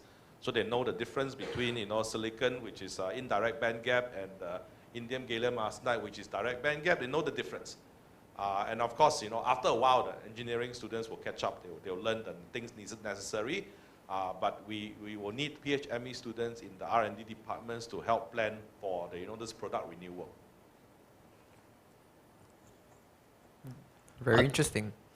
Okay, are there any internship opportunities for physics students? And if yes, can you share more about them? Well, they go anywhere they like. So obviously there's opportunities. So if they want to go to the bank, they just have to go and talk to the bank, and then if they can manage to finish the negotiation, they can come back and seek our approval, and we will approve.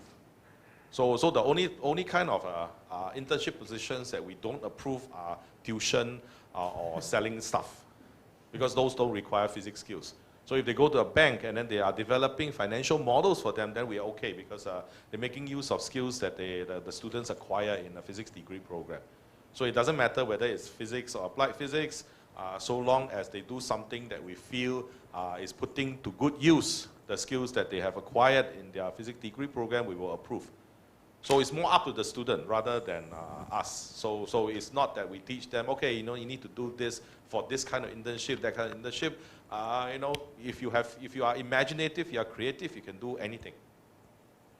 So one of the graduates that I mentioned in my slide, Sean, he's now working with CPF. So when he was doing his internship, he was in Micron or Bosch, doing doing failure analysis of electronics parts. So the whole day he would just be measuring the resistances and stuff of those parts, and then testing them, analyzing them, and see which parts are good, which parts are bad. And then after he finished his internship, he came back, he talked to Prof. Cheong, he said, I'm as good, if not better, than my fellow engineering interns. And secondly, he said, the most useful course I've taken in my 4 years of PAP are the lab courses. I mean, he didn't say the rest are useless, but he implied that. But it's okay. For his internship, yes, his lab courses, because we really train our students very rigorously in lab skills. Thank you very much. Maybe I can also offer one or two student perspective. The Department of Career and Attachment Services in NTU, they will always send out internship opportunities. So last year, before COVID happened, I signed up for summer internship, overseas summer, and I got accepted. But COVID happened. So be assured there will be opportunities. The company is called Recyclo. It was a startup in Myanmar. So when COVID happened, then that's when things, I had to stay local. Next question. What are some minors that are compatible with the physics curriculum? With the new curriculum structure, there are no more minors. You can just take whatever. Is that true? minors. But that's under the broadening and deepening, right? So a minor is you have to take certain courses. Concentration is it called? No, it's yeah, concentration is fewer. Yeah. So I think now it's everything, right? No. So the physics student want to do minor in somewhere else, so it's practically every other thing that they can do, right? Yeah. So you just have to satisfy the minor requirement, and you will get your minor. So I think the only minor that is not available is finance, right? Or is it now also available? No, that's business minor. Yeah. So almost anything you can do.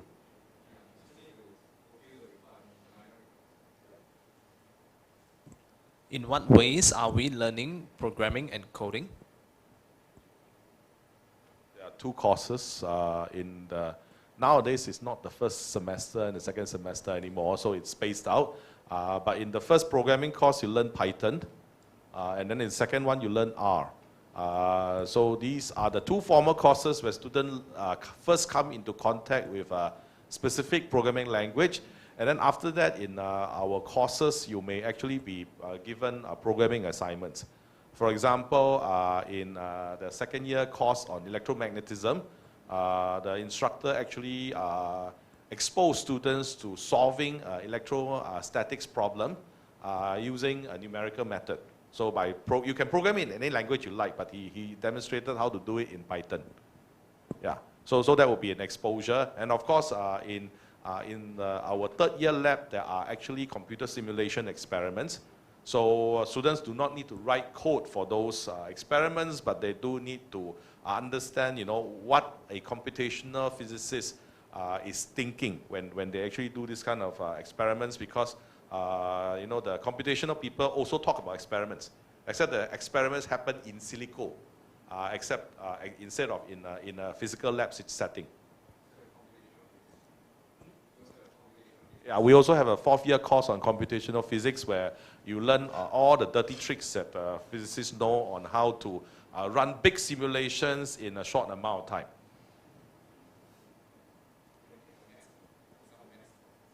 I have also taken, I'm taking math minor as well, and one of the modules that I'm taking is data analysis with computer. It's done in R. But to my understanding, there are also some other programming courses within maths or in the School of Computer Science as well, which you can take as the broadening and deepening. Yes. Next question. How is the timetable like for physics students? Is it very intense? Let me just say that it's less intense than engineering. So is that good enough? Or? So the typical workload for a physics student is 16 to 18 academic units. So that is 16 to 18 contact hours a week. And you are expected, so if there is 1 contact hour, you should also spend at least 1 non-contact hour. So that means you multiply that by 2. So we are talking about workload of anywhere between 32 to 36 hours a week, which is actually quite normal. So that means people who work for a living, they also spend about this kind of time. If you don't count their time spent in the pantry, going to lunch, gossiping with their colleagues and things like that, they also spend around the same amount of time. And then we also allow students to overload to 20 academic units without approval. So that will be 40 hours a week. Okay? And some of us have the experience, especially near the end of our PhDs. I have worked 70-hour weeks before, so 40-hour week is nothing. Thank you. Will taking physics be very theoretical only as compared to applied physics? And will students who take applied physics be more likely to be employed in the future? Okay, probably this question was typed before I gave the answer. So just now I said that whether you have a degree in pure physics or applied physics, your chances of getting a job in the industry is the same. It's more your personal interest. If I'm an employer and I see that you have a pure physics and you have a first class honors with a GPA of 3.98, Or is it 4.98? 4.98. I will definitely get you. Because when you are pure physics student, you still have to do experiments. It doesn't mean that pure physics students do theory only. No, no, no. Cannot be further from the truth. Ed Bird, the guy who went to MIT, then Stanford, then Facebook, is a pure physics student. Ali, also, he's working in Lam Semiconductor. It's a semiconductor company in the US. He was also a pure physics student. Yeah. So it's more your personal interest than anything else.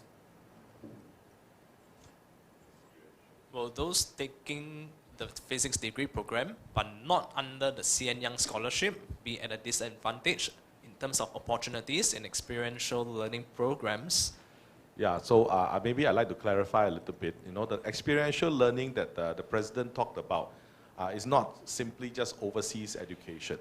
So actually in our halls of residence, right, they have started this new kind of courses that is in the evening, and then you go there and it's a very experience-based kind of course.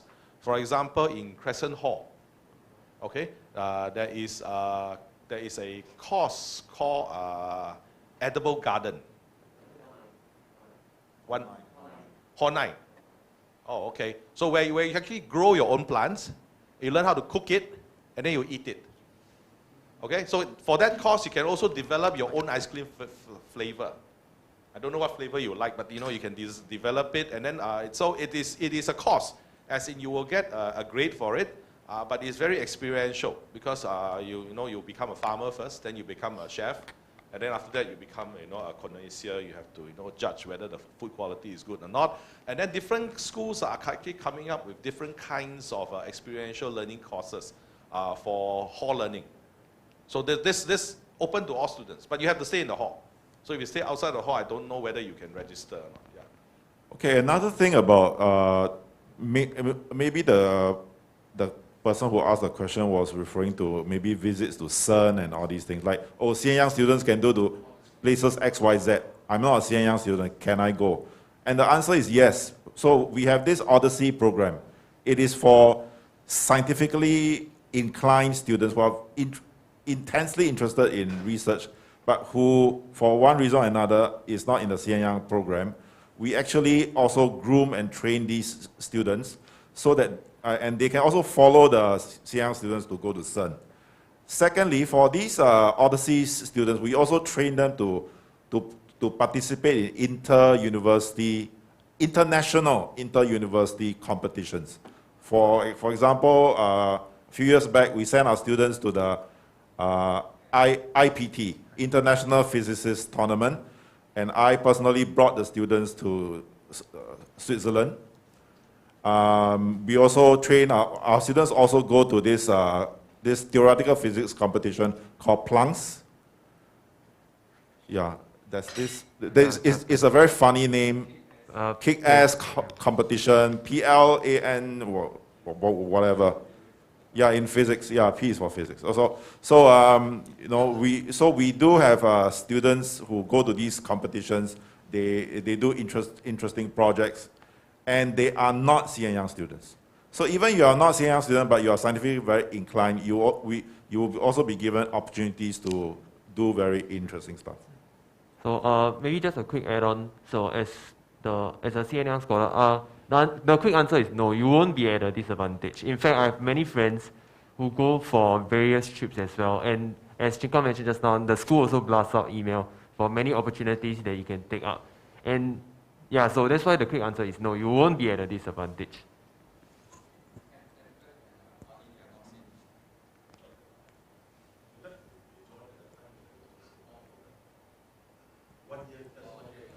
So we had a Malaysian girl did undergraduate with us.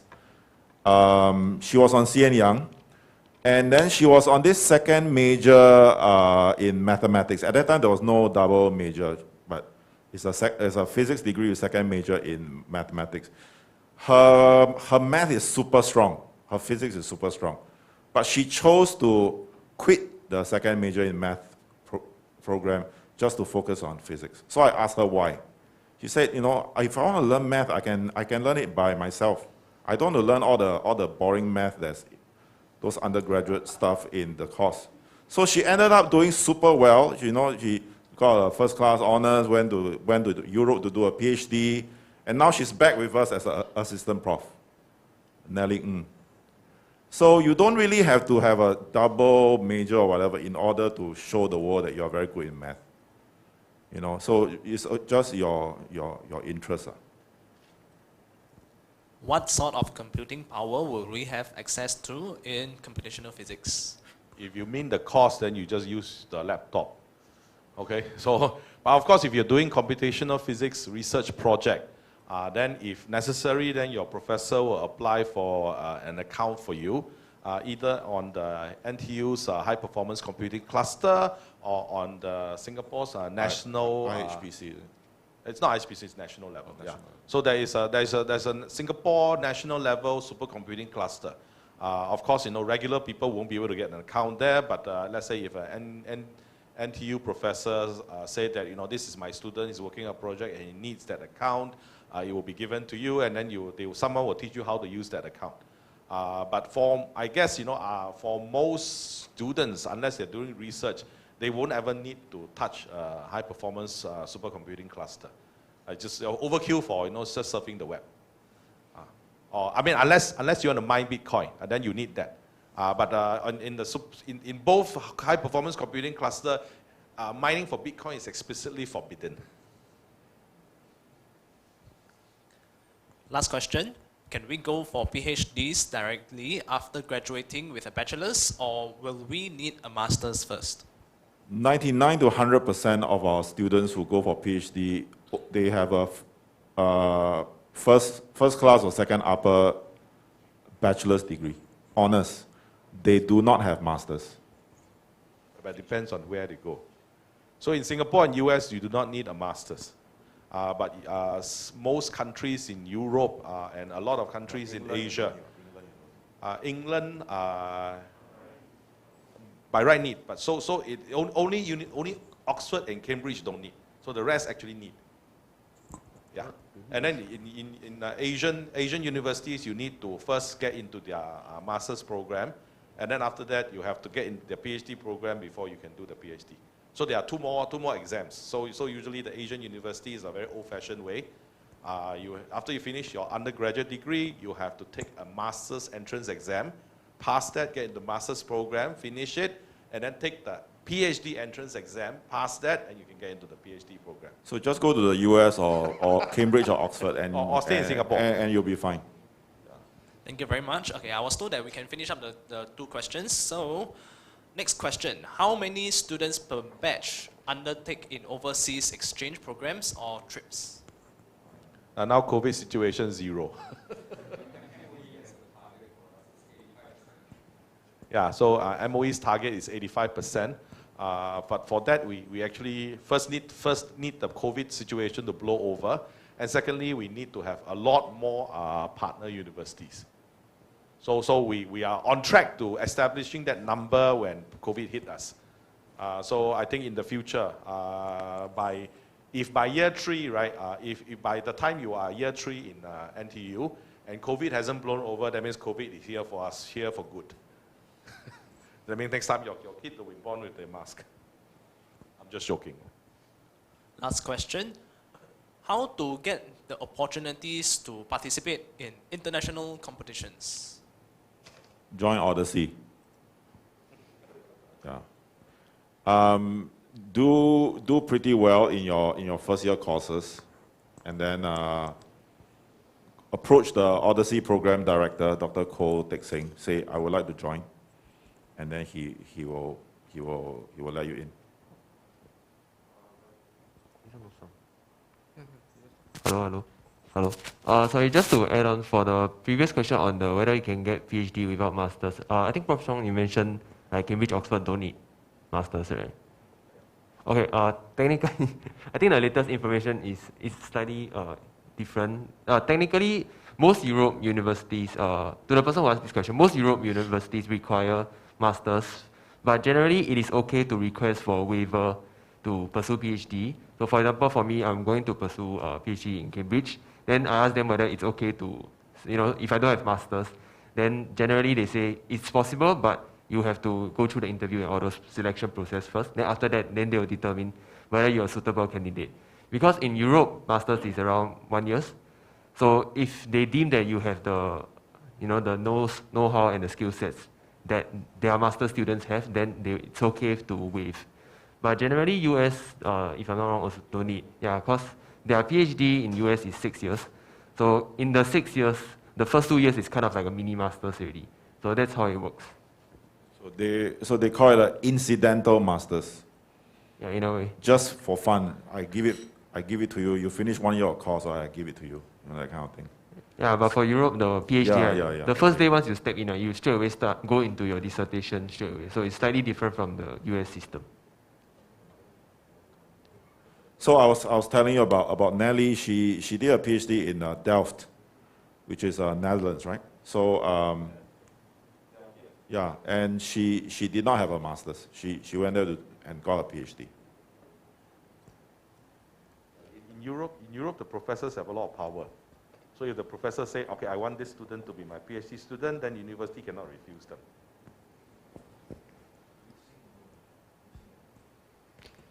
Okay, with this, we have come to the end of the Q&A session.